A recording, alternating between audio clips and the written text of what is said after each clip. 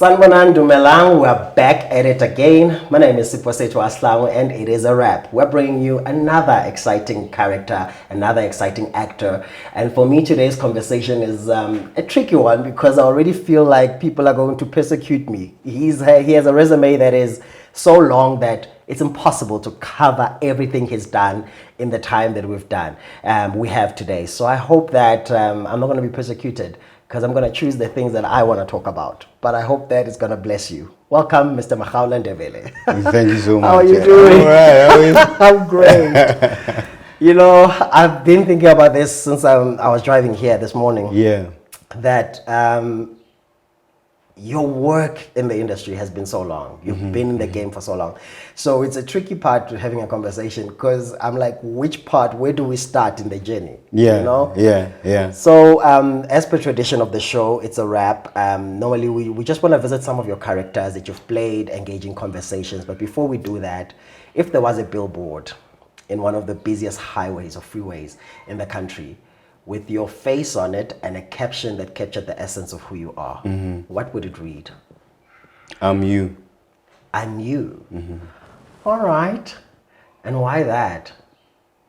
Because essentially we're all the same being in different bodies. I think we concentrate on what separates us and rather than what unites us. And that's a source of a lot of conflict. And I think if we concentrate on what unites us, we'd have a more harmonious world. Wow. I'm you.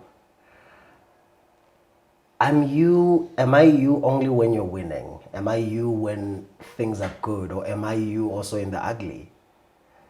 Well, that's the thing. In the winter and the summer, it's, night and day. Yeah. They all exist together. Without one, there is no other. So even if you're the opposite of me, you're still me, because all that is in you exists in me. We might not have the same exact experiences of life, but if you understand jealousy, fear, joy, love, jealousy, all those feelings are the same in all of us. For me, it's why I'm saying this, because you said would have a more harmonious world. And I wonder if in my being you or you being me, I mean, this is on freeway, for example. So there's many people that are driving down there. Same freeway where we have some of the most ugliest cash in transit heists in this country. So in that presence, does that then still lead us to harmony? Yes, because I think what makes people do certain things is their circumstance. So if I was in that circumstance, I probably would do the same thing. I don't know.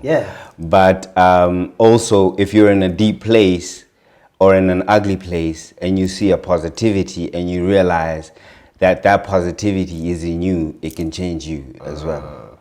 So not to say that, and a lot of the time we want to be certain things and deny the other. But what I mean is that even within oneself, ugliness exists. All the time. All the time. So you're negotiating all of this. But as soon as you accept it, then it ceases to take control over you.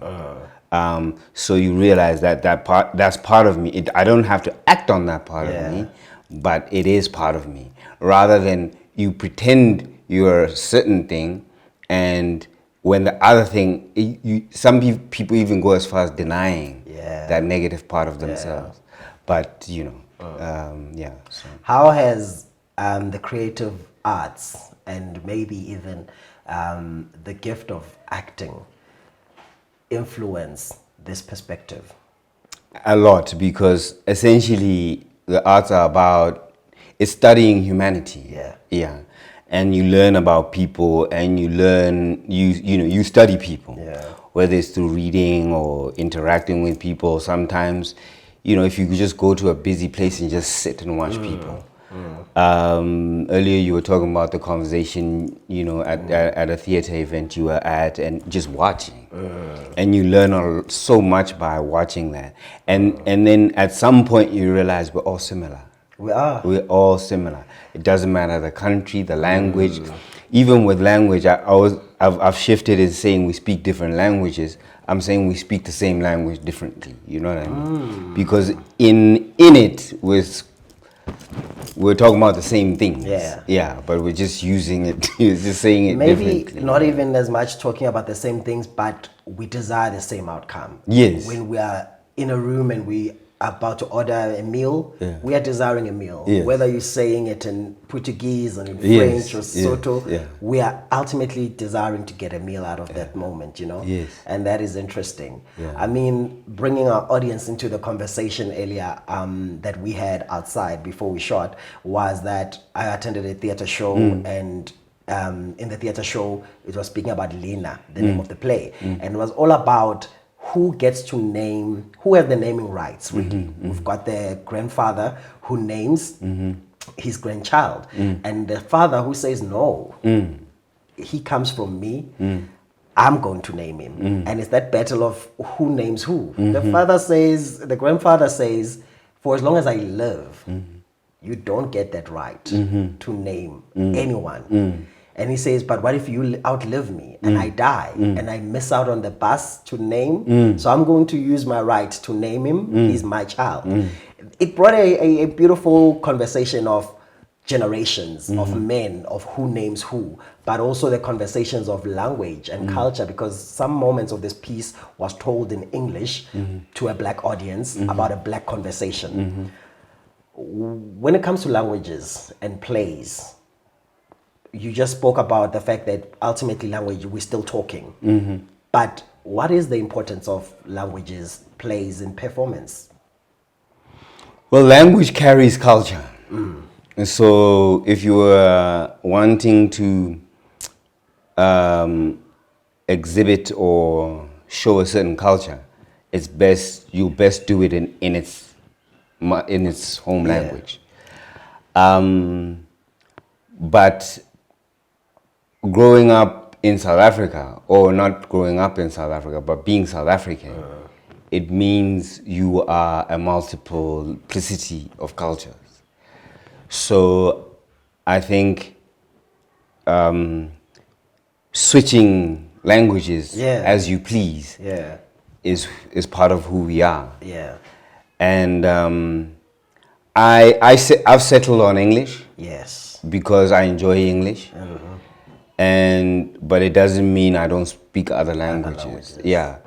And so yeah, I you know, in high school, one of my favorite authors, I think, is Joseph Conrad. He wrote the Heart of Darkness, and he's one of the most celebrated English authors, but he's Irish.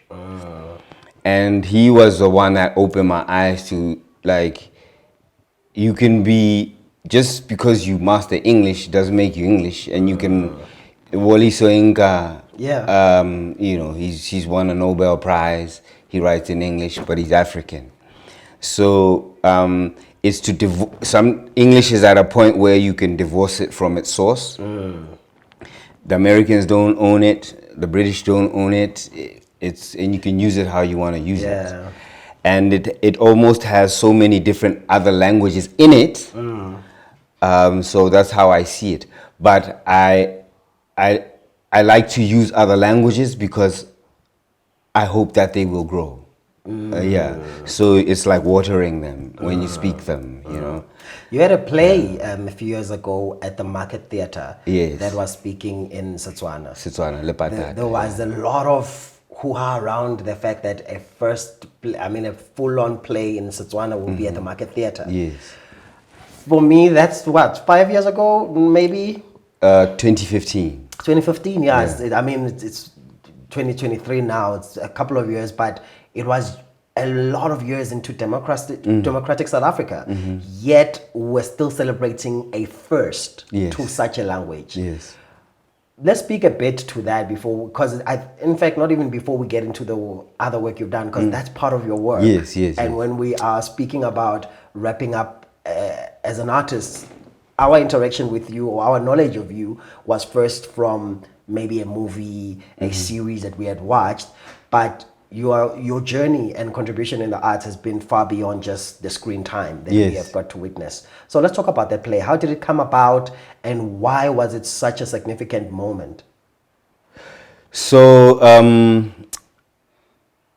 Moachi Mudise, Yeah. he wrote it, and he met up with James Ngobo, who was the artistic director at the market at the time.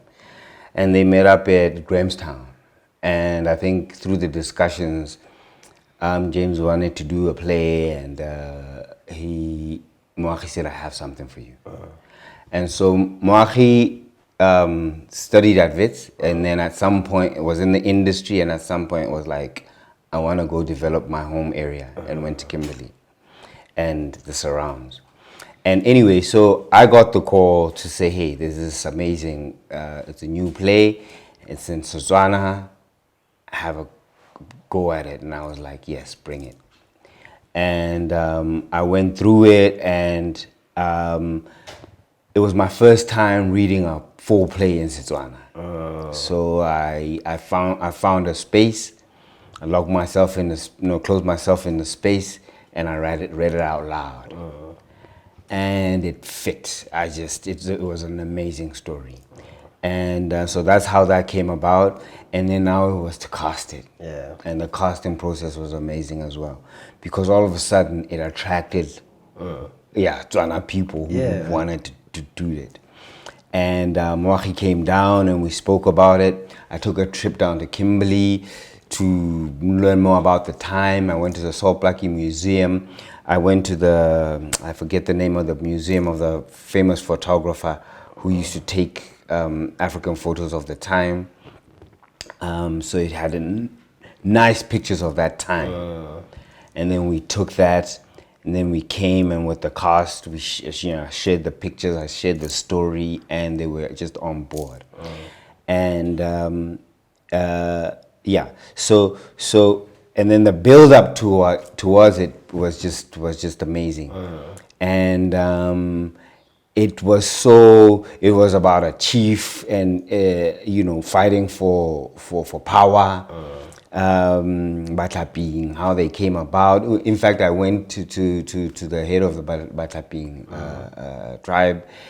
And so it was an amazing experience in terms of immersing oneself into the Tswana culture, a section of the Tswana culture, and also how we see the world. Because at some point, I remember I was saying to the chief or Morena or Khosi Amono, and I was saying to him, what makes what does that mean? And then he opened out in Elipito, and he opened out to the people, and they would recite who they were. They just says,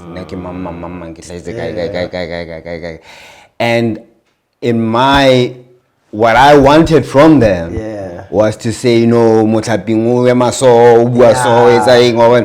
I realized that we put our ideas onto people's identities, and that day I let go, and to say, you must define who you are. And I mustn't judge how you then play out. Yes. So I shouldn't say, if you say you're this, own that picture and then impose it onto you. That you'll be surprised what it means. So to be that Mklaping is a history, a linear history to that person, and it ends there. It's not like if I say I'm English, I must have English breakfast, or it's a different thing for that people, and for this people it's a different thing, and you can't apply what the definitions of this people to that people. How do you come into acting? What inspires you to say, I want to do this? So in school, I would perform. I remember my father taking me to plays. At home, my father is an academic, so there's many books. Yeah. And the sections of the book that I would orientate to was folk tales. Yes. And plays, mainly because they were short. Okay. So plays easy to read, Yes. scene. So it was easy to read, and it's the dialogue's easy to read. So I picked up on that first, and then later in life, I found I went to theater workshops. Like if there was a workshop, my dad would send me go do the workshop on a Saturday. But being around theater people was always a freeing experience for me. No judgment, you play, you do. So I loved being, but I wanted to be a psychologist or an engineer. That was it, because I love cars and I do love people. And then when it was time to choose, now I'd finished high school. I did economics at some point. I did physics and chemistry post matric, and I then thought, hang on, I want to do psychology, theater and performance, and I also like the idea of wanting to experience as much of life as possible. Yeah. And I thought, as an actor, I could, be a lawyer, and I could be this, and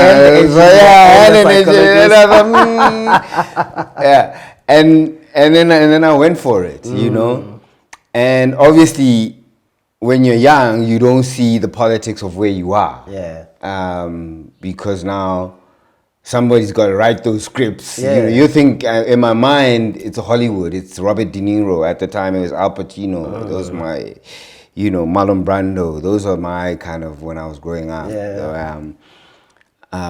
So that's what one thought of. And then my first film experience was I was an extra in a movie called American Ninja 4. They came, shot it in Lesotho.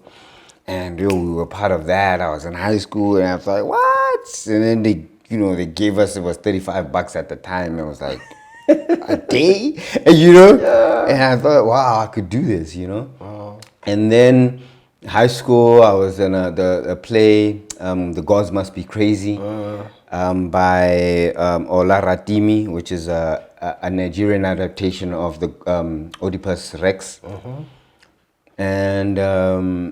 and I enjoyed those experiences. So that's how I kind of got into it. And and when I remember I was talking about this yesterday at a function I was at. The one guy, when we were doing our final year, there were like 18 of us in class. We started out with a class of about 30. And then last year was like 18 of us, in fact less. And then they said, in 10, 15 years time, there's going to be 4 of you still in the industry. And I remember thinking to myself, I'm going to be one of those 4. Yeah. And that was maybe 30 years ago. Yeah. Imagine. Yeah.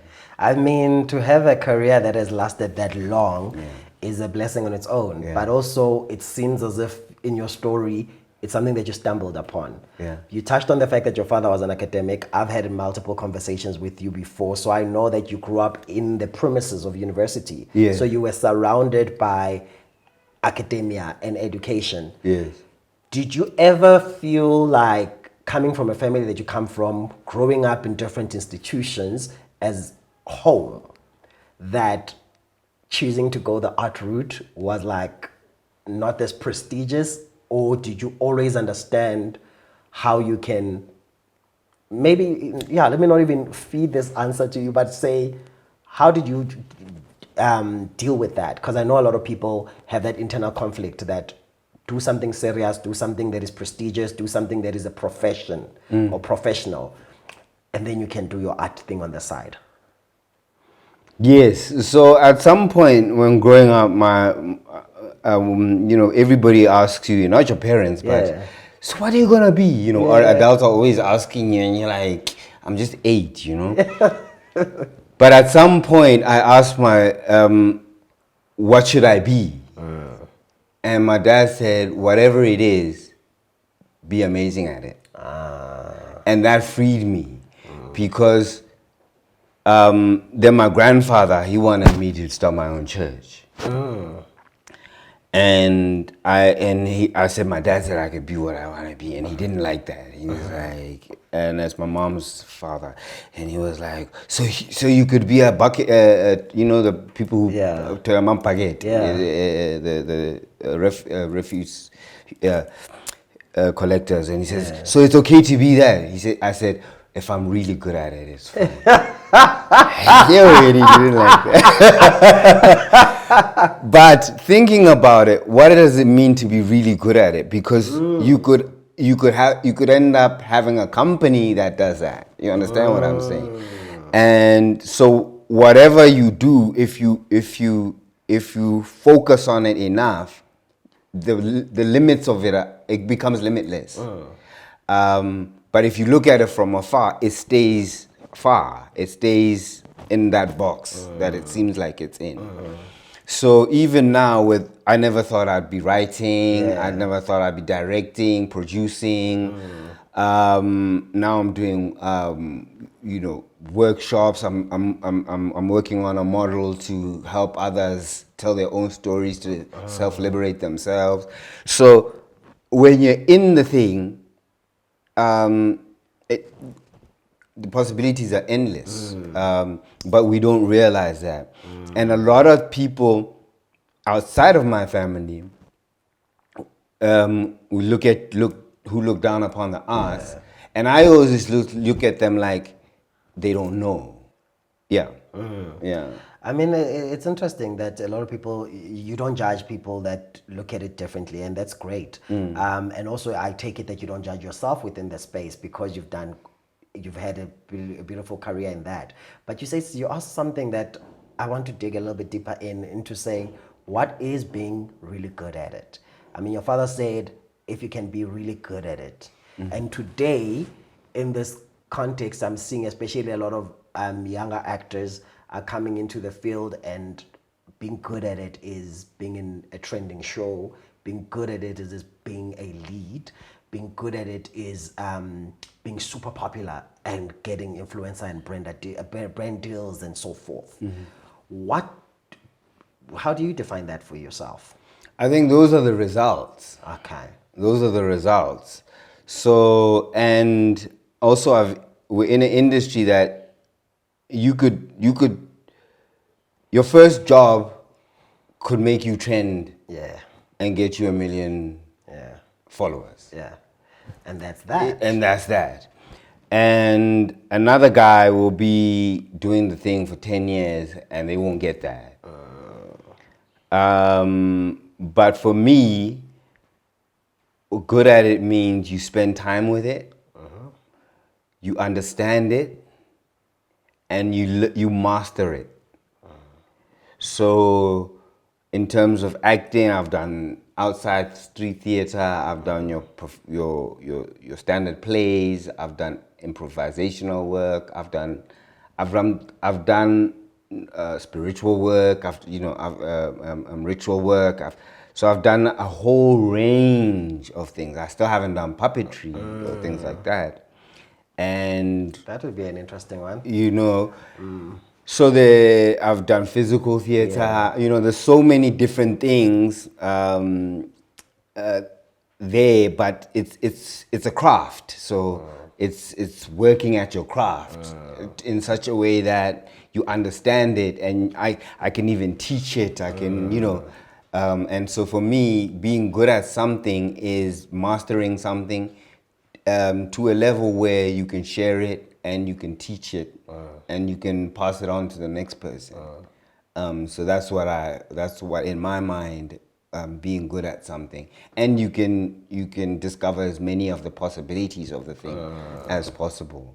I love that. I love that because I think it's important for us the show is also for young actors to come back and say, who defines what good is, who defines what making it is, who defines, and I think if it's external, it's almost going to be a goal that you can never really attain. Yes, so true, so You true. will chase for it forever. Forever, yeah, and ever. get on your deathbed and realize that you had everything that you've chased, Yes. you've been chasing. It's been with you all along. It's been with you, but you never did nothing with it because you always felt it was not there. You needed to chase for it. Yes.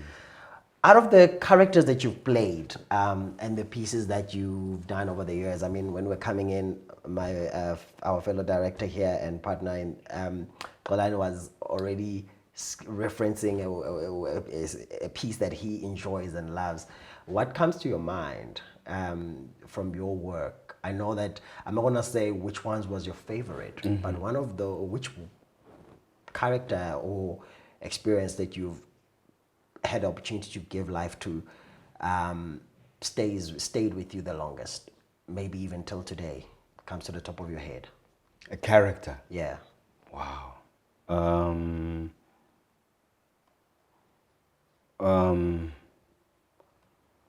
That's I forget his name now. But the Walter in The Raisin in the Sun. I did that in varsity, and it stays with me because of how desperately he wanted to succeed, and a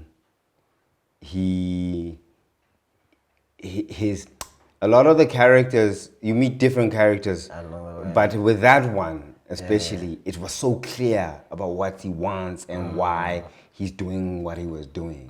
So it connects easier. Wow. It's shocking that you would go that far back to varsity in your training and go to Raising in the Sun, because besides that play being a very beautiful Black American play,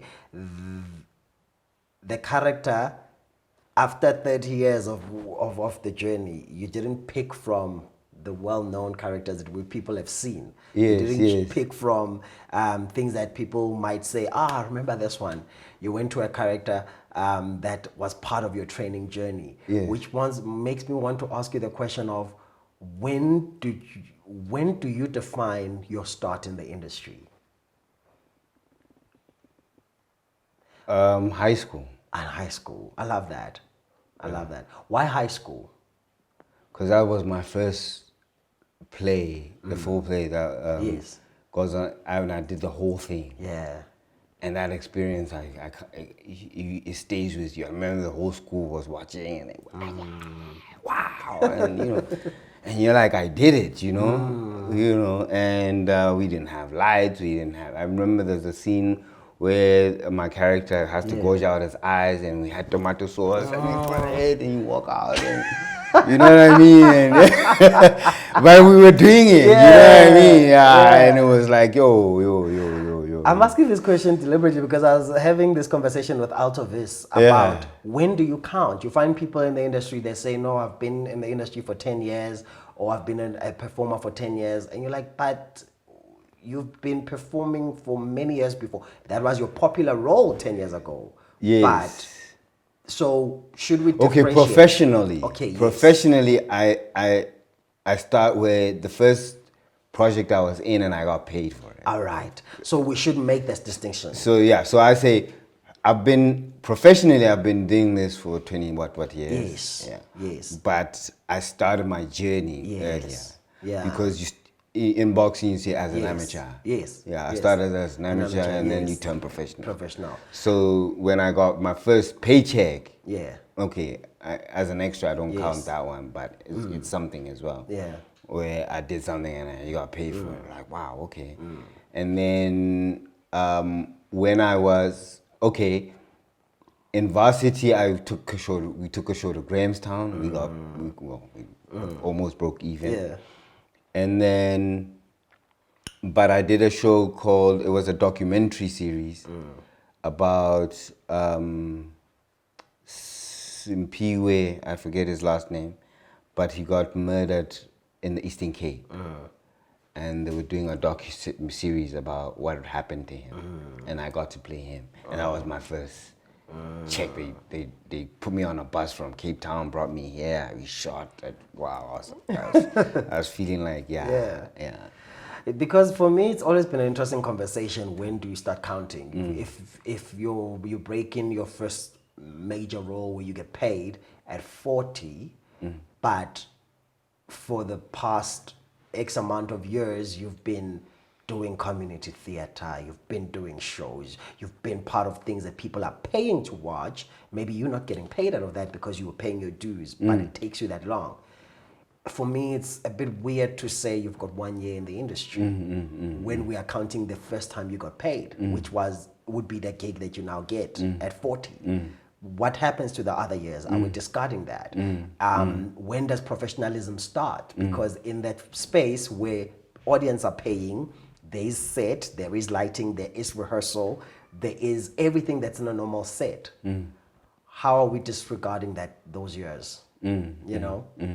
So I really have a conflict in that, where we differentiate between, I know we should have a professional league and the journey itself. But who decides what professionalism is? Well, yeah, but it's when you're making a living out of something, you can call yourself. But if you're not making a living out of it, then it's not. All right. And then but you can do it as an amateur. Yeah.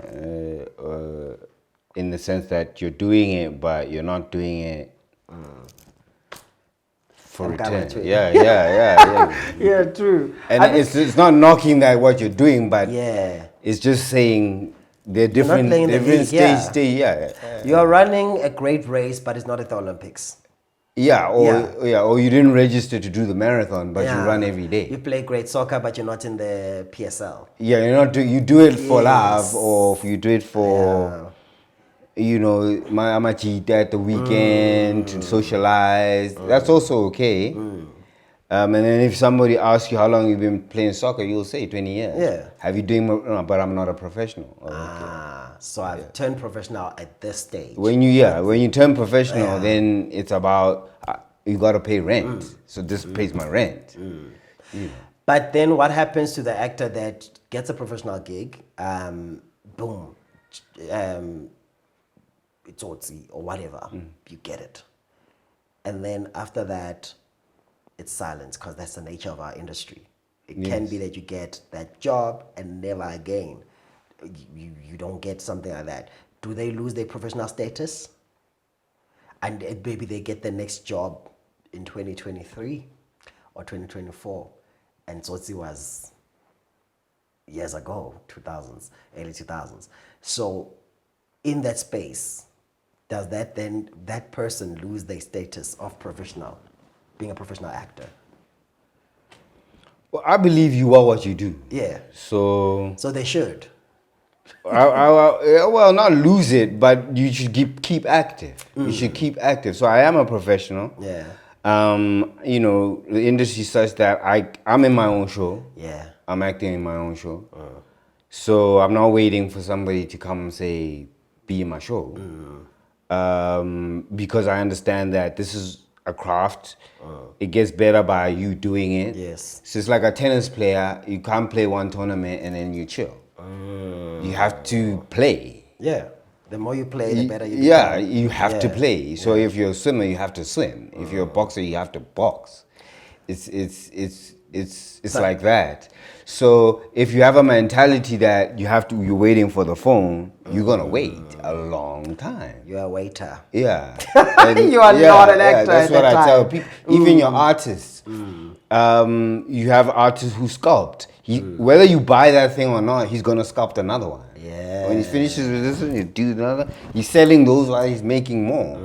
The art, the painter, every day that's what they do. You go to the studio and paint, and then your work piles up. People buy it. You can't tell them when. You can't control that, but you control making the work. Yeah. So with the actor, I always say, don't wait. So for me, I was like, okay, I want to act, and then I found, okay, while I'm not the jobs, I think I start writing. Yeah. Can I direct? So you're always doing something in the industry. And that's how, it's not easy. It's not. But the waiting thing does not work at all. Thabang was an interesting character. Yes. Every time I speak to you, I don't end up conversations, if it's like conversations like these, without touching on that character. Yes. Thabang is in Yizo 3. Yes. Before we get into that, because you were not part of Yizo 1 and Yizo 2. I was in Cape Town, yeah. Yes. So now Yizo 3 is a word that it's coming up, and everybody is in love with one, you know. What is the pressure of coming into a project like that? What is the thought process? How were you feeling? So I get a call from my agent, Monine. She says, Angus wants to see you. And then we meet at Angus at Premi in Rosebank. There was a Premi in Rosebank. I don't know if it's still there.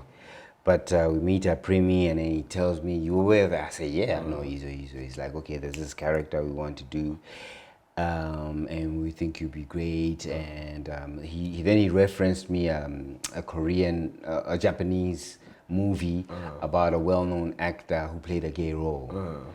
And then he said, but the character is gay, and are you good with that? And I say, what, you know, I liked the idea of him being bi, because I thought that would be the conflict of what you know. But he's like, no, I want, and then I was like, okay, cool, fine. And then I told people closest, then we had to, after I agreed, then the audition process happened. And so one thing I never do, even with meeting people, I like to meet the person, not the idea of the person. So even with projects, I don't. So the A-lister person I've worked with, I most admire, Jodie Foster in Money Monster. Meeting her was as close as to being starstruck maybe I could be, because I grew up, you know. I remember her first movie I saw of her, The Accused. Yeah. I never forget that experience watching that in film. But the point I was trying to make is that, for me, it was a project.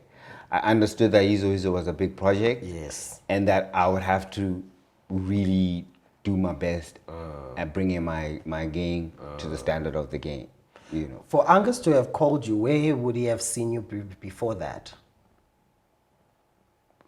I don't know. Maybe Muneen talked to me about him. I don't know. I didn't ask. And how did you get Monine? Because we know that she's like the agent of all agents. So how did that relationship come about? So when there was a Pierre van Blitzen was the head of PACT, Performing Arts Council of the Transvaal, and it was based at the State Theatre at the time, and he was artistic director. And at my finals at UCT, we perform, and then, you know, people invite people. Yes. And he saw my work there. And he wrote me a letter and said, out of the 89 he's seen throughout of the country, I was the top performer. And he told Muneen. Muneen flew to Cape Town, and we met at the Baxter. And she said, Pierre said this. And I respect Pierre's judgment. And I did a sample of one of the work that I did. And then I remember another guy walked by, and, you know, he had also seen my work, and he was like, wow. And so that's how we got together with Muneen. And in that conversation, she was like, I'm going to help you with a lasting career. Yeah. I don't do stardom, but I do actors' careers. And I said, that fits exactly with me.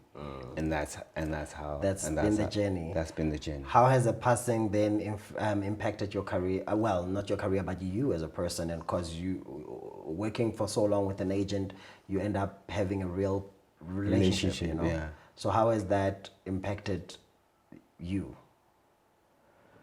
It's been, I understand life and death, you know, so I'm able to accept when death comes. Yeah. I'm not sentimental about it. but I have good memories, and I have good experiences with her, and those remain with me. And I'm still with the agency. Her daughter has taken it over, and relations are good there. Okay. So, but I appreciate her, and so that will never leave. You find goodbye is easy. Hey? You find goodbye is easy in general. Yes. Yes. That's interesting. Because I grew up traveling a lot. Yeah. So meeting new people and saying goodbye became a thing. And I'm also on a journey of learning to understand that nothing's permanent.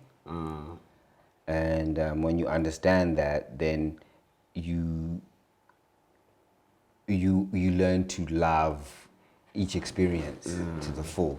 And once you've invested 100% in something, it's fine once it goes. Yeah, I'm still battling with the goodbyes. Even when we are part of a theater production, I get attached to the process and the work, and the final day comes, final call, curtain call, we take our bow. It's always a grieving process. I grieve that moment. I grieve that process. I grieve when I'm on set for too long. If it's a one-day call, it's different. But if it's a piece where I get to know people, we get to talk, even though we're going to get to talk beyond the space, I've always had a situation where I have to understand the depth of each moment. You know? It's an interesting thing to hear from you, that it is what it is, and you just let it be, because that's beautiful to have, you know? Anyway, back to Tabang. You get this role, you get into Yizo Yizo. I realized from the longest of time, a lot of people speak about Yizo Yizo 3 not being the greatest Yizo Yizo, you know? But recently, having watched all of them, I realized the reason why it was not the greatest in most people's eyes is because it was the intellectual Yizo Yizo. The first two catered to what we knew, the hood, the violence. It was a culture of gangsterism. We knew that very well. That is still prevalent in Yizo Yizo 3, but they introduced conversations of HIV and AIDS. They introduce the conversations of the students going to university. There's a discourse, there's an intellectual conversation. And your character is one of the most intellectual characters there, because he brings something that in the black family has existed, but we pretended it's not. It's not present. So how did you feel playing that character during that time? Because gays, relationships, that community, it was not something that was out there in the black community. It was there, but no one wanted to. It was a disease that people didn't speak about. And you play this character, Tabang. Were there ever moments of judging that character in terms of also from the world, now seeing your relationship with Tiza in the piece? How did the people in your life react to this? So, so I went to a boys' school. Okay. In high school. So in that setting, there are people with femininity, and there are guys who prey on that, and there are guys who naturally say, I'm gay. And so you pick that up, you know, you realize those dynamics. And even then you go to drama school, and those dynamics are there. And I remember this, and he was like, he used to wear red in a time like late 80s, like red, and he used to perm his hair, you know, and he used to have affairs at the barracks, at the military barracks. So the soldiers, he was one of their guys, like their partners. So you see these people, and hey, they're people, and some of them you know, some of them you don't know, you know. And so by the time I'm now getting the part, that's not an issue for me. And then I need to tell the people who are close to me, and everybody who's close to me is more or less open-minded. And but now it's about how the audience is going to react to that. That was the interesting thing, because once it hit the air, and sometimes you walk in a certain situation, and people just they want to start something with you, and but then you realize, I always realized what it was, and don't engage on that, because he wants you to give him airtime. And I'm not going to give you airtime if you're coming at me with negativity. I remember the one time where it was really dangerous. It was like at Newville. It was evening, and then these 4 guys, they recognized me, and then they come, and I was just like, I just kept quiet, and then it diffused the situation. The one wanted to start something to see what would happen, and it was just nothing. Yeah, you just learn to. So that's the thing. But the thing about it was never stress. The intellectual side of it I enjoyed as well, because that meant it fit me in the sense that I had a wider view of the world. I understood the politics. I understood university attendance. I understood the debates going on. So that part was easy, and also mixing the languages. You throw in this, throw in this. Yes, that was interesting. So that you're there, but you're not there. So people identify, but they don't, and that's part of it. And my thing was not to play camp. Yes. Just to make it straight, so that you're always wrestling with, do I like him or I don't? You're always wrestling with that thing. And people wrestle with that even if it's not a sexuality thing, but you're always wrestling with identity.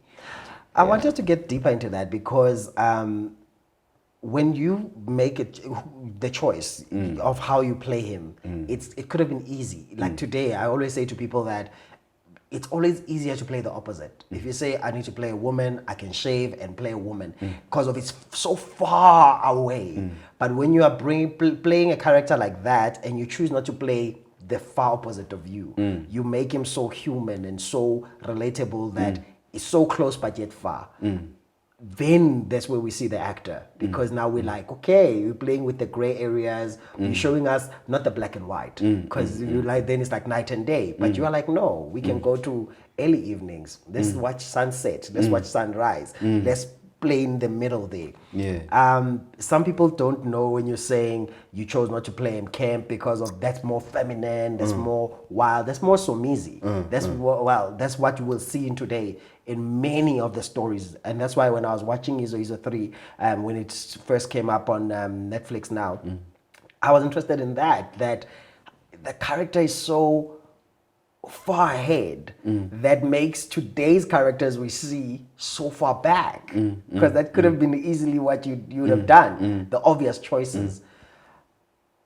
As an actor approaching a character, maybe let's look at that character, for example. What are the fundamentals of building this character to the world? Because when you read it, the conversation is he's gonna be a gay character, but what gay then comes, what version of homosexuality or whatever is decided by you.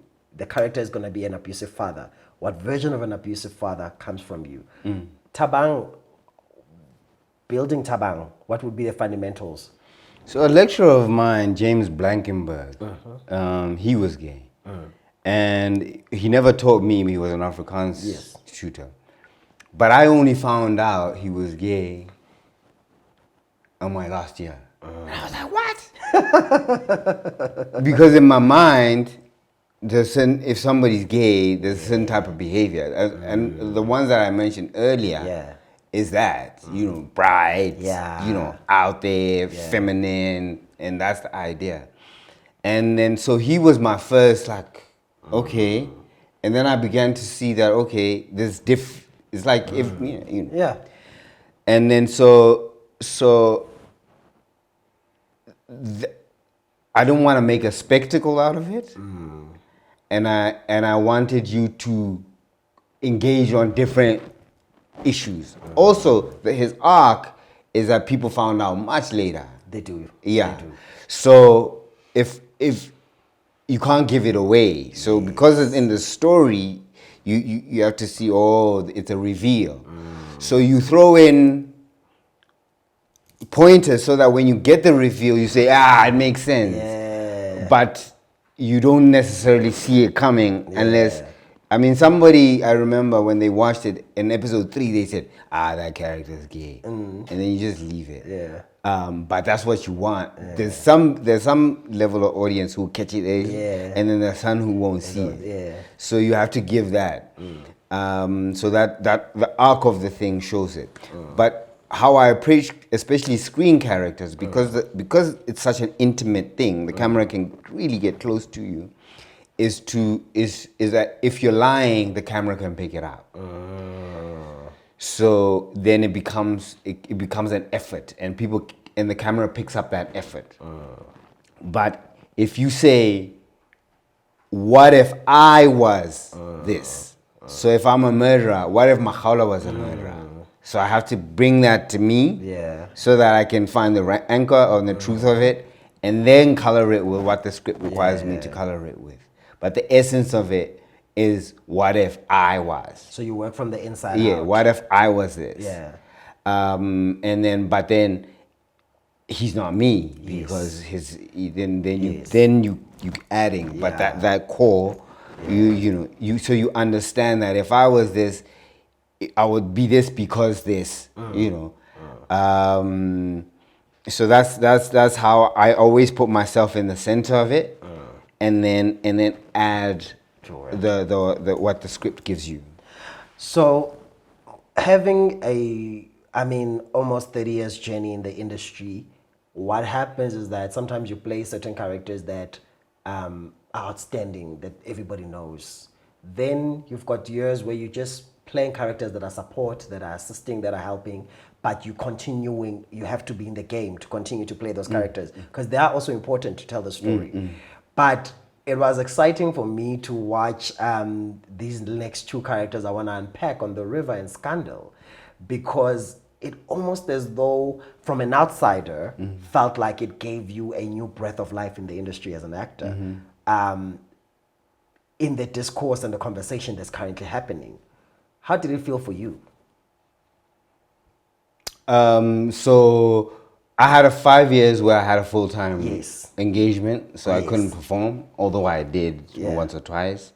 Just small roles where you're able to take leave and then go do the role and come back. And then I finished and I really missed acting. So I called my agent. I was like, no, I really want to do stuff. And then, they called and then going to auditions is another thing that's an interesting thing, and you have to keep doing it. So the which one? It's Tulele on the River, and I wanna unpack Reggie, but Reggie is okay. So Tulele was nice because it was it was one of those characters. He's coming to cause havoc. And also you reveal that. So you come in, you must coming at a certain level where nobody's picking up that, and you charm, and that was nice. And the idea, I also like the idea of those business people, power, people who abuse power. And you talk of black excellence, but you really don't stand for that, and those people. Women empowerment. And you just want to get into people's pants. And so it was an interesting thing for me, and it was not me. Well, none of them are really me, but what I'm saying is that. It allowed you to explore your dark side, which you wouldn't in a normal day. Yes, and it's to say, what if I was a guy like this? How does he navigate? And what it is what I found was, it's you. There's something missing, and you think you'll get it in people, but because you're not searching for it in you, you will never get it. So you use people and dump them, people and dump them. And And also, we live in a very violent society, and there are lots. There are lots of people who are kind, but something triggers you, and then they become violent. When the character of Zitulelo on the River raped, the night he raped the character of Emma, whom he was mentoring, giving wings to, and that scene, I mean, it broke Twitter. One, it was a massive conversation. I'm not really into pop culture, but because I did broadcasting and radio, I always stay. I keep myself like in the wind, in the space to know what's going on and what conversations are happening. Because on air, if you're coming in the next day, you needed to have a conversation that is immediate, that is relevant, you know. And so I know the importance of pop culture and the conversation, knowing that Twitter is not the whole of South Africa, but it's a concentrated audience that has a discourse and a conversation. How did you, I mean, you normally actors do the role, shoot the shoots, and then they leave, right? But when it comes up and the whole country reacts to it, were you aware of it? What conversations happened around you with that scene? After it came out? Yes, after it came out. Yeah, after it came out, I was just watching it happen. Yes. Yeah, then you get few phone calls from people who know you, and you want to talk about it. And why did he do that? And, you know, and I'm like, you know, and my mother's sister, she doesn't like me playing. Yes. These. Oh yeah, she doesn't like it. I want to. And she's like, oh, she thinks it's because I need to pay my bills. Yeah, it's like, you know. She doesn't know that it's fun. There's a fun element to it. Yeah, she feels like, well, he's trying to pay his bills. Well, she knows now.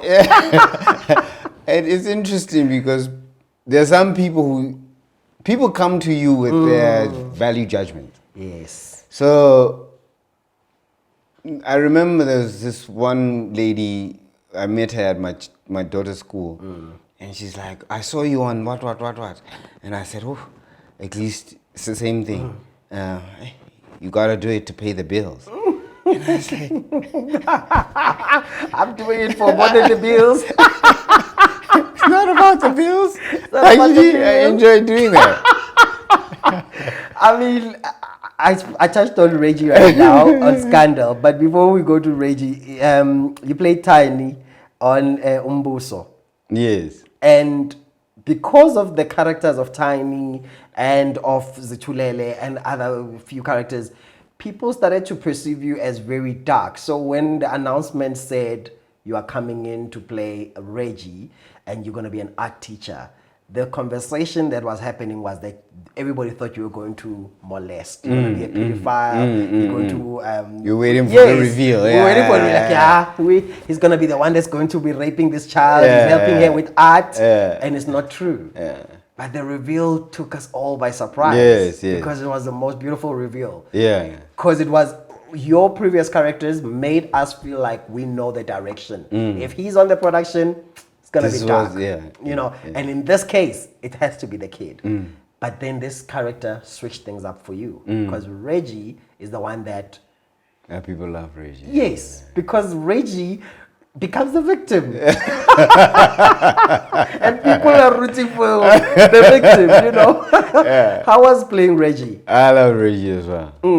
Yeah, because he's just a sweet guy. Yeah, he wants to do good. Yeah. He just wants to help his, his family. So, and but with those kind of characters, it's like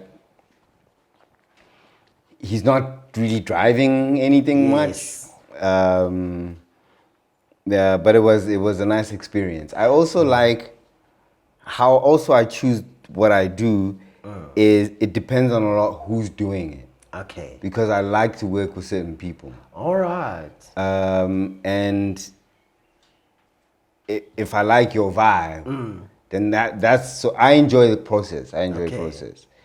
So I've been blessed with people on the river was amazing. Yeah. I mean Ferry. Yes. She was amazing. Lunati as well. So it's who you get to work with. That's all. That also attracts me to work. And and if you enjoy the process, the results will take care of yeah, themselves. take care of themselves. I think that it's an interesting thing that you bring us to the table but does it then come with the years that you've had in the industry to have the excitement of saying, oh my goodness, on that set there is so and so.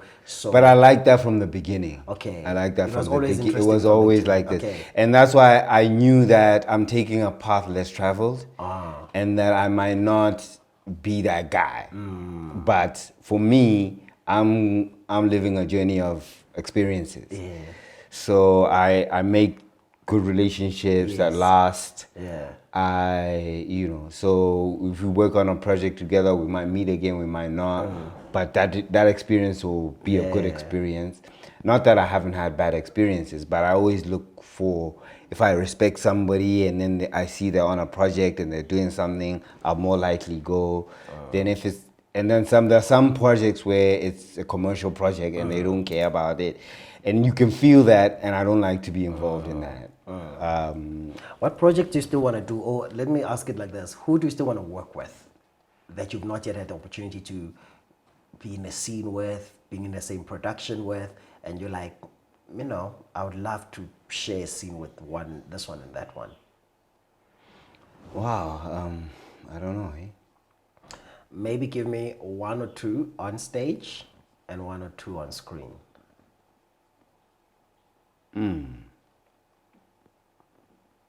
Mtati, I'd like to work with Yes. Mtati at some point. I think she's amazing. So amazing. But also I've seen very little of her lately. So maybe it would be a great moment to... And No. Hamilton, Dlamini. Yes. No, I'm On thinking stage. about Mutsidi. You are speaking about Mtati. Yes. Mushidi as well. Mushidi, yes. we've done something Okay. together. Yes. We've worked together. All right. She's an amazing person to Yes. work with. Yes. Oh no, Mtati. Yes. Tati, if And, you're watching, come through on the show. We want you. So you're speaking about Mtati, yes, and then who else? Hamilton. Hamilton Lamini. Yes. On stage, that would be Yes. amazing. That would. It was great to see him and Tulani on. Was Albert. It was Albert. Their energy, their presence. They're both great actors on screen as well. But to be in the room and see them do it live is an experience. An experience. Okay, and then on film.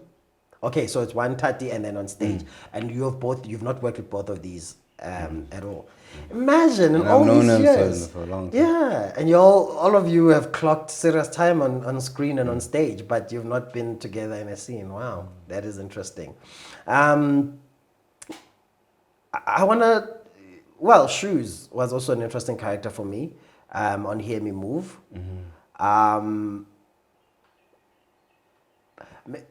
Looking at most of the characters that you've played, fairly so being in this country, have been black stories and black roles, Shoes, Hear Me Move number one was also a move that everybody was looking forward to because it was like, hey, it's a film, it's going to be this. How was that experience for you? Because Shoes is more... Well, maybe, yeah. How was your experience? I will tell you my experience of him because I also have... I probably could write a little pieces on the characters you've played because I followed a bit of the work, and I've also been interested in how you use the language because most of your work you are speaking in Sesotho, but I've been interested in seeing how you use variations in different characters. And the Shoes for me was more streetwise, and maybe in comparison with Tabang, because Tabang was hood because he's a guy from living with these guys from Yizo in the hotel, in the hostel and all of that. But he was an academic. He speaks very, his thoughts are connected. They are well thought through. Well, with Shoes, on the other hand, I feel like it's let's get the job done, let's get this moving. And he's a lot more younger character than your recent characters on the River, Reggie and Ustulele. But what was your experience of playing him? Yeah, it was an interesting one because it took me a while to find that one. It was a struggle actually. Um, because there was dance, spanzola, there's an expectation. But again, I think oneself is the biggest repository. So what it is that what I mean is that Spanzola infiltrated everywhere. So in Lesotho, in Roma, there were guys who were amazing at it. Spanzo. And then Panzo, Mabari. And then there were Nalma hippie, and they were like, different, and they would dress so, with 16 bottom, more turn ups, and, hairstyles, and yeah. So that was there. And then he was from Soweto. So Soweto in its nature is multicultural. Yes. Yeah. So my history growing up in Lesotho is like I can't deny it. Yes. So I have to bring it. Yeah. To as I say, to center the character. But I have to be aware of where the character is, who is he, and so I have a friend who we grew up together. Once he got to Joburg, he shed his Sesotho-ness, and he Waiti Wabana, and the language changed. Yes. And there are people who are like that. So I was bored. I like border. I like the border. So that to it keeps people interested. Once they can figure you out quickly, there's nothing more to work. So I like that idea of always working with an audience. So with him, it was difficult. It was difficult because I think the clarity was there, but it wasn't really there. And then that world was very foreign to me. We didn't have dance crews when I was growing up and all of that. And so that culture was, but then it helped that I was older than the others. Yes. So a lot of my story was backstory and memory. Yeah. And and with projects, time is important. And I think a lot of South African work is not given its time. Yeah. So you can only scrape so much. Yeah. The priest on This Is Not a Burial. This was the last piece that the legendary Mameri Twala was captured in. It was also playing in Lesotho. It feels a lot more to me. I've not really had the privilege to watch the fullness of it. I've just seen moments and conversations, and it feels a lot like an experimental film. What kind of work was that? It was my favorite experience, yeah. Because you were working with somebody who's not working according to how people are taught to work. So he works in his own way. He works how he feels. And so you can do the script today and he decides, actually no, just do this. Or so you never know what you're gonna get. And he was very clear about how he wanted to see it. So even like the cameraman would be, the DOP would be there and set up a shot, and he said, no, I don't want, let them do the whole shot facing away from the camera. Yeah. So he's that kind of guy. Yeah. So, but what it does is that it keeps everybody alive. So everybody's alive in the moment. And you're not saying, I've done this 50 times, or I've done this. It's not an experience like that. And then you're up in the mountains, there's not a lot of resources. So, and a lot of the village people are the extras, and so it's immersed in a culture. And for me as a creatively, that's what I love. I love creatives who where their voice is present. So a theater maker or a filmmaker whose voice is present. And in this film, and the success of it is because of that. Yes. It's not trying to be in a certain genre. It's not Yeah. trying to be. It's not trying to be anything. It's what it is, in itself, It's and a it's work of his art. voice. Yeah. And that's what art is. You know, you don't want to make a drawing that's like the other guy's drawing. I love that. Yeah. So let's speak about Contours of a Life in Exile, because that's a piece you are currently doing again, Yes, right? yes. I was surprised to read that you first brought up the piece in 2015, because I thought this new tour of it that you are on currently was a piece that is now coming up. So what has been the process and the relationship with it, and what people are experiencing now? How has it developed from 2015? So 2015, I did it, and then towards the end of the year, then I got employment at my previous work, which I was there artistic director at the Joburg City Theatres for like 5 years. Yes. So I couldn't grow it the way I had intended to grow it. And then once that period came to an end, then I went and then picked it up again. But essentially, it's an autobiographical work, but it's about a person trying to find belonging.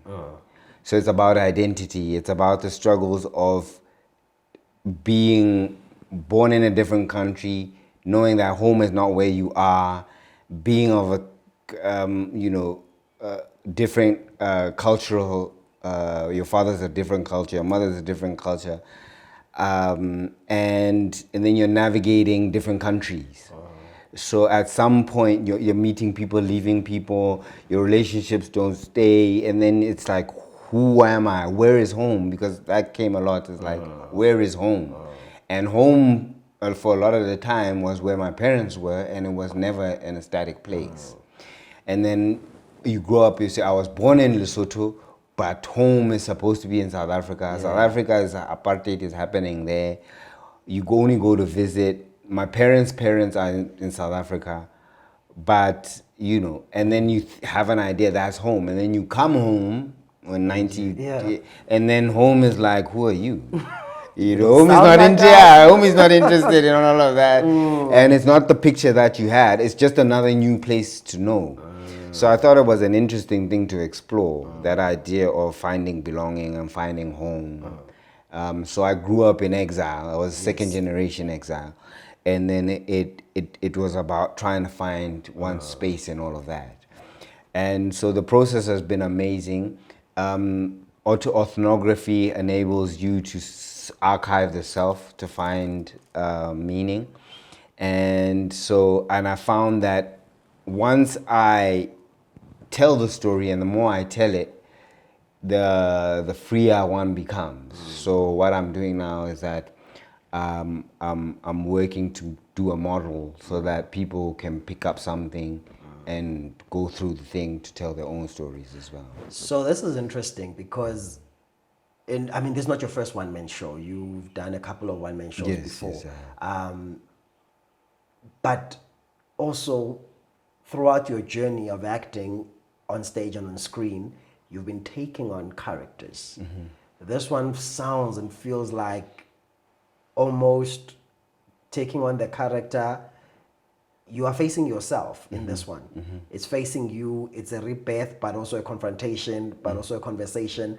How different is it from then? How do you prepare for going on stage with this one? Because as much as you are telling and drawing from self, and this is your story unfolding, you are today different from the guy that you are telling the story of. So you now have to, how do you get into that character versus a character on a film or Reggie? I think here you're recalling.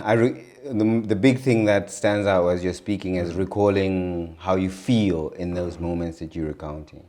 So if you can connect with that, and then I say it in present tense, just to make it alive. So it's like you're reliving the memories, and in the reliving, it goes with emotion. You unlocking trapped emotion. and then what happens is that it makes you lighter. The experience makes you lighter. With other ones, with other characters, it's a lot more a mental process because you're constructing the idea of who this person is. But with this one, you're trying to unlock emotion more, and you're confident about, because it's memory. You're not using your imagination about it more, but you're just reliving. Oh, this was, and then as an adult, I was like, oh wow, this is what I was going through. Oh wow, and then I can reflect on that. But it's an empowering experience, and it gives one a chance which we don't a lot give ourselves, to reflect on our lives and ourselves and the journey and looking, so. Why now? Why now? Why is this piece important in the last, since 2015 when you brought it up, and now choosing to go back to it instead of Lerato, Bantu? In the meantime, you've had other shows. Why choose to go specifically back to this one? Why is it so relevant to you now? Because in South Africa, even politically, there's one story that wants to dominate. But we're diverse. And if we can get that, and it comes back to your first question about the billboard. Yes. Is that there are many stories, and I want people to tell their stories. We tell each other what we think we want to hear. Yeah. So I'm an actor, and then I must answer as an actor and give actor answers. We play roles. So what I'm trying to say is that let's park the roles. Just tell me what's going on. And be human. Yeah, and tell me what's really going on. And the more we have those conversations, I think the more the country will shift. And we as a people will shift. And personally, you shift. Yeah. Because you're releasing that. Yeah. Because when I give you what I think you want to hear, yeah, I'm blocking what I truly want to say. Yeah. So you walk around with a lot of stress and blocks. True. Yeah. True. So that play is about... So my story is not like... there's a thing with especially exiled people. I want to tell... my suffering was more than your suffering. Yeah. So it's not deserve to so squander now. Yeah, and then when I tell my story, it must be, and then I got stabbed, and so it's fantastical story. So my story is not like whoa, but it's my story, and it was important for me to tell it because whatever you think about it, it's really not about you. Yeah. But what it's done is that people have come to me after the show and they want to tell their stories, and they see their story in my story, and that's what's important to me. I love that. For me, we met at the TX Theatre to watch was Albert, and that day was an important day for me. And as we get ready to wrap up, there are two more things I want to touch on. One of the things is the conversation we had. As a creative, I've taken a different journey into an education space of teaching. And that day, I was still battling very hard with the singer, the actor that is me, the writer that is trying to pursue this journey, versus this new call that I feel it is a call and it's a direction. And I think it's a natural progression for now. So two people, when I read the book, Me, Mom and I by Maya Angelou, I love the fact that she had been a dancer, an actor, a director, and she had been a lecturer. And then she had decided to go marry a guy in Ghana and lived there and learned the language. Then she felt, no, I want to do this. And then she had a full life. And when I met you at Vets, the first day I saw you, I remembered you were like, the guy from Yizo Yizo. And then I was able to connect that. Then I got to work with you on The Father. So I got to experience you as a lecturer. I got to experience you as a performer. I've got to experience you as a thinker and a creative. Then you entered this role as the Joburg director. So now back to performance again. For me, it was an important, the two of you has given me a bit of peace in this journey that I'm on, because I'm still not too sure how far in I should go. There are actors out there who love the acting part, they love the craft, they love to create, but also they know they are more than just an actor. How do we speak to those actors to give them permission to explore the other parts of their more without losing their creative core, which is their core? And a lot of that is the idea you have. If I'm an actor, there's an idea or a picture that I think the actor should be. If I'm not that picture, then I'm not that. Yeah. So my favorite thing is that I'm Zulu, but I speak Sesotho. But so you can't tell me I'm not Zulu. It's not your thing to say. But there's a picture of what Zuluness should be. Should look like, right? Yeah. But we always, so there's these pictures that we do in our minds of how the world will be. And the world is always showing us that we're wrong. Yeah. So if you can relax and allow the opportunities in front of you to take the opportunities in front of you, then, because the truth is, we don't know, but we act like we do. But if you accept that you don't know and be present with the journey that you're on, you'll be surprised at what it will give you. And I haven't always saw the world like that. I've always had that both ways. I'm an actor. So if somebody says you want to write, I go, no, I don't write. I'm a director. I'm an actor. In the beginning, then you're like, no, actually I can write a script. But it doesn't mean I'm not an actor if I can write a script. And it doesn't mean all the actors should write scripts. You know, it's just my journey. It's your journey. Yeah. So if I meet somebody and I end up in the Netherlands, that's my journey. You know what I mean? So, but I'm a South African actor. What am I going to? Why must I go to China? You know. So. Yeah, so that's what it is. It's that picture that we create of what this thing is supposed to be, rather than can I do it? Am I interested in doing it? If I'm interested and I can do it, why not? And it doesn't mean tomorrow I can't. So acting's not like basketball or boxing where you're like, if you're 30 now you're old. I can act when I'm 57, 60. You know what I mean? So I shouldn't put too much pressure on myself. Like, yes, what I've always said to myself is that even when I'm doing other things, look for acting jobs so that the craft doesn't. You're always doing it. So I always, even if it's small parts, I'm always there. And then over years it piles up, right? But if I think, you know, and I say I don't do small roles, and you put all these rules in your mind that deny you the experience of life, being and you don't know that small role will connect you with a director. Tomorrow he's doing a 10 Netflix documentary. You were there for one scene. Now you don't know. But what's in my power is that if I say yes, I'm going to do the best. We're going to have a nice working experience, if God wills it so. And we're going to have good work. I love that. I love that. What's not in my power, I don't worry myself with. I think that conversation, I needed it that day when we were chatting, because I was judging the process. And I was not judging it because I didn't know that I'm doing the right thing. I was judging it because there's an external voice of those that I can't do, they have to teach. Or those that are, you know, and you're like, but I have no actors that that day was like, but here's an actor that you've known close to, you know, you've had a relation with, but he's doing it and he's done these other roles. Having been an artistic director, what was your greatest challenge?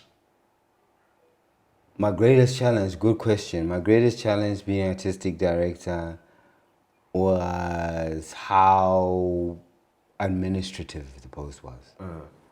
I thought it would be a more freeing experience, but I found it to be a very constrained experience. And for me, you know, there's some people who can do that very well. For long. And the structure, I think the structure of that role at the Joburg City Theatres is not the same structure like, for instance, the Market Theatre. Where that role is integral to how the thing functions. Whereas at Joburg City Theatres, it can run without that role. And it has run. Oversee the whole. Like, it's really a renting house. Yeah.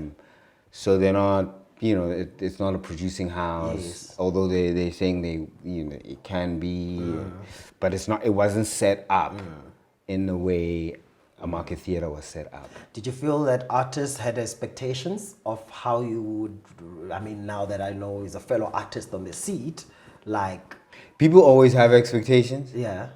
But what I found was a lot of artists don't know what I thought I took for granted that artists should know.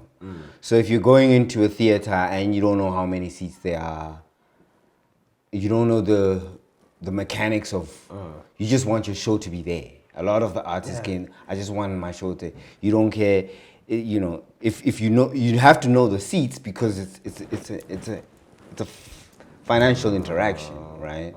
So you do the show, the artistic element is what calls the people to come and pay. Yeah. So if you're in a 200-seater, there's a 400-seater, there's an 80-seater, you have to do those maths. That if I want to break even, I need 10 shows. Or if I want to break even, I need, and I need a maximum. If I don't have half a house, then I'm losing. Yeah. Those kinds of dynamics if you're bringing a show. So that the show business aspect of it is a lot of people they just want the creative side. Yeah. And that's okay if you have a producer. Yeah. But if you have if you don't want to be that guy, then find a producer. But don't just give it to God, because God only helps those who help themselves. Yeah. Now, coming from that role, what are you doing different now in your career, knowing having taken the role of artistic administrator, having learned these things that some you came with, but then they became more intense because you were in that role, in that seat. How you deal with money, your relationship with money is different now. What is it that you're taking? What have you brought to your new journey as a performer as you're taking your play around? Yeah, I know I'm more confident in what I know, that what the venues are looking for. Okay. And they're looking for content. Yes. And if you bring good content, it's a win-win. Yes. So as an artist, I'm more aware of that. I'm also more aware of the experience. So if your venue has a bar, you want intervals. Yes. Yeah. So that people can go to the bar, buy a beer, come back, because you have multiple streams of income, right? So the different venues. So I'm more aware of that, and that venues have the regular people, the community that will frequent the venue. So I'm more aware of that, and I'm less precious about my work. Because being on the other side, maybe you see 80, 100 productions, more than 100 productions a year, and everybody's got their different thing. Different people have their taste. So you're just one of many. So you can chill. Hey, just relax, do the thing and move on. You know what I mean? That's a good one. So then you realize those things, and yeah, just do what's in your power and don't stress about what you can't. Yeah, so that's what I've learned. One of many it hits home for me because it takes us back to what you spoke about when we started off of IMU. Yeah. You are one of many in all spaces. Yes. And I think we sometimes put the pressure of this is it. Yes, especially when you're making work, and it's not there, and you want to go, but it'll never be there. You know what I mean? Yeah, just if you say it's there, it's there. If you say it's not there, it's not there. Yeah. It's you. Yeah. As we wrap up, there was a show in the country that you were not on the show, but you were creator of the show and a co-producer, which is a Nomzamo. What was the thought process around that? Because I think today also, we really need many shows that are family orientated. You watch every show, most shows I can't watch with my nieces. I'm raising teenagers as an uncle in the house, I live with them, and we're watching a show and then you're like, I don't think this show I should watch with them. Yeah, There's always a scene that's going to be sneaked in. Yeah, and it's uncomfortable for everyone. Yeah. And sometimes I'm like open to the conversations, but the kids are not yet ready with them. They're like, no, uncle, don't go there. Like, why do you want to talk about that? And then I find that there's fewer and fewer shows which we can then watch as a family. But tell us about that show, because it's going to always be in the fabric of some of the greatest situation comedies or comedy stories that came into SA. Well, yeah, I spent time in my early teens in the US. Yeah. So I saw like there's a show All in the Family. Yes. There's then there's the Cosby Show later, and then there was the Jeffersons, Sanford and Son. So I saw a lot of situation comedies, and there was one Michael J. Fox was on. I forget the name of it, but then I always thought this is a nice and situation comedy is very theater-like. Yes, because it's one space. Yes. And people come in and out. Yeah. So, and as a theater person, I like that idea. And in the US, they actually have live audiences. Yes. Yeah. And I thought, it'd be great to have a theater, a situation comedy in a theater, So that idea, I still would want to achieve one day. Love that. Because with ours, we shoot it in an empty studio. They put a laughing track, and it's not the same thing. And then it was originally called Sipati, and it was supposed to be in Sesotho. And also, I like the idea of a single mother, because a lot of South African homes are led by women. And I thought, how can we reflect that? Because the guys do their thing and leave, and then you're left with the family. And I thought, what if she's a successful woman doing her thing, raising a child, and the politics? And then I also like the idea of these townhouses, because they popped up everywhere after in the democratic era. And I just thought that idea of the different people she's friends with, they're raising this child together. And then SABC, the politics of language. SABC, is it Mzansi is what? SABC 1? Yes. Yeah. SABC 1. Then they liked it, and then they said, no, we want it to be a Zulu. And then I thought, mother of the nation, Nomzamo. Really? Then I said, wow. Yeah, then connected I called it with Mamwini. Yeah, then I That's said Nomzamo. And then we found a youngish woman, just the energy.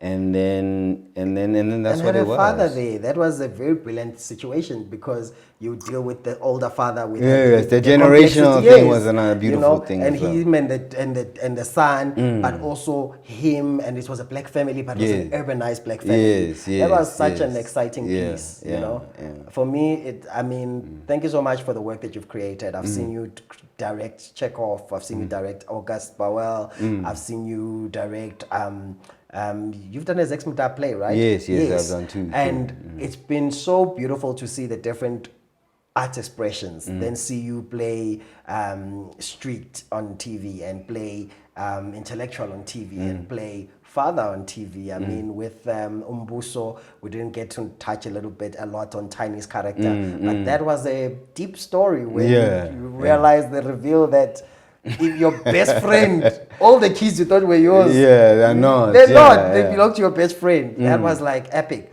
So your career is a testament, and I hope young actors can learn from that. When we look at our country and the industry, we can't ignore the work that you've done. And when we look at those of us that have been able to witness you on stage and all of that, we can't ignore your contribution there. But also, you've just constantly done what you do, and I thank you for that. How do you keep it going? What has kept you going all these years as we wrap up? It's a tough journey, but it's to know that it wasn't meant to be easy. Yeah. And that a lot of people who you think are having an easy life are not. Yeah. So challenge is everybody's challenge. Yeah. I worked on my spirituality quite a lot, because you can't, if you're faced with challenge, at some point spirituality knocks on your door, and you have to find deeper answers to these questions and deeper meaning.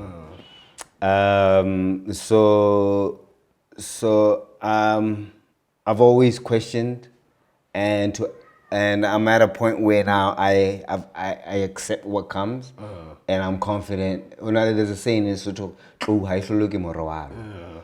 So you're given what you can take. You can take. Yeah. So that's how I navigate life, and I take it a day at a time, and we'll see what happens. And yeah, and I've, as I say, I enjoy the process. Yeah.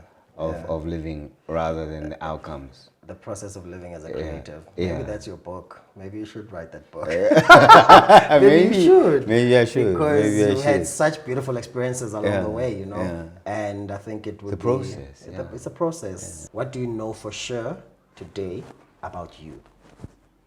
I know that I'm a good person. Yeah. Yeah. And how has parenthood shifted you, or family? How has it contributed to how you move in your career today? Being a parent has made me realize it's not about me.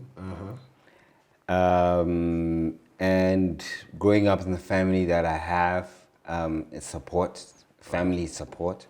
So I easily help others where I can. And yeah, those are the two things: to being able to help, and to know that it's not. Don't personalize it too much. I am you. We started like that. You are me. He is us. Thank you so much for the journey. Thank you for your contribution. Thank you. And thank you for being here today. No, thank you for having me. I really appreciate the conversation. As always, it's a wrap. Till next time with the next guest. Bye.